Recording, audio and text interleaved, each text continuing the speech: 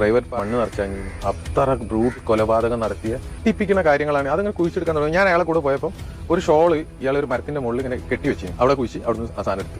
ഒരു 4000 ഏക്കറുള്ള വലിയ കാടാണ്. ഈ കാട്ടിൽ 1000-ൽ കൂടുതൽ ശവങ്ങൾ ആലോചിച്ച് ഇത് ഇന്ത്യ നെട്ടുന്ന ഒരു വിഷയമാണ്. ഇന്ത്യ ഞെട്ടാനൊന്നും പോകുന്നില്ല മനാഫുക്ക.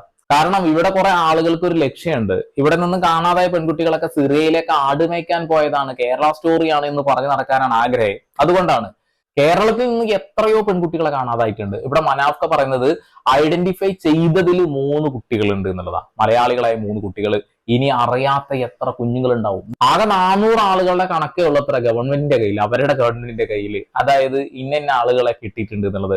1000-ൽ പരം ആളുകളെയാണ് ഈ ഒരു ശുചീകരണ തൊഴിലാളി കുഴിച്ചിട്ടിട്ടുള്ളത്. മനാഫ്ക എടുത്ത വീഡിയോസ് ആണ് നമ്മളിപ്പോ സോഷ്യൽ മീഡിയയിൽ കാണുന്നത് കേട്ടോ. ആസ്തി കൂടെ ഒക്കെ കുത്തിപ്പൊക്കി എടുക്കുന്ന ആ ഒരു വീഡിയോ മനാഫ്ക എടുത്തതാ. മനാഫ്ക ഇതിലേക്ക് എത്തിയത് എങ്ങനെയാണെന്നും ചെറുതായി പറയാം. മനാഫ്കയുടെ ഫാമിലി ഒക്കെ ഈ കർണാടകയിലായിരുന്നു.